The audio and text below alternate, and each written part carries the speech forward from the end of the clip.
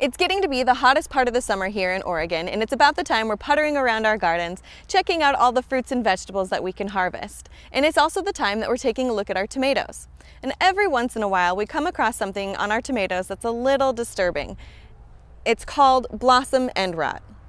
Blossom end rot is characterized by this darkened water spot on the blossom end of our tomatoes. It is usually affecting tomatoes that are of an unusual shape, so heirloom tomatoes or Roma type tomatoes. This little guy here is an heirloom tomato and a Roma type tomato. It's a San Marzano, so he's really got the short end of the stick. Blossom end rot is from a calcium deficiency in your tomatoes. It's a little disturbing to look at, but there is a solution. The first thing you need to do is determine whether your tomato is an indeterminate tomato or a determinate tomato. If it's a determinate tomato, it puts on all of its flowers and sets all of its fruit at once so that you have a large harvest that you're able to grab and make into your sauces and your salsas and things like that. An indeterminate tomato is a tomato that sets its flowers all throughout the season and its fruit all throughout the season, and it continues to grow and vine and gets really big and crazy. If you have an indeterminate tomato, you're in luck. There's a very simple way that you can prevent future fruit from getting blossom end rot, and that's with the calcium drench. Now you only need 4 things to do the calcium drench: a bucket, a cup, garden lime, and water. And I'm going to show you how to do that now. The ratio of lime to water is very simple. You'll want 2 gallons of water and 16 ounces of garden lime. This cup is 9 ounces, so you can use just about 2 cups. Let's get to mixing.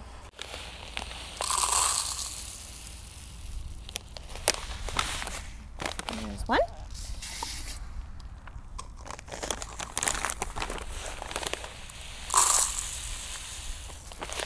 And there's 2.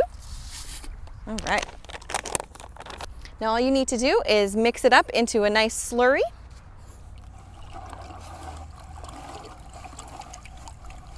You want all of these little crystals to be as much dissolved as they can be, so it'll take a little bit. Ooh, it looks like chocolate milk. Okay. Yep, there we go. Now, each tomato gets 2 cups worth, 16 ounces of the lovely calcium drench.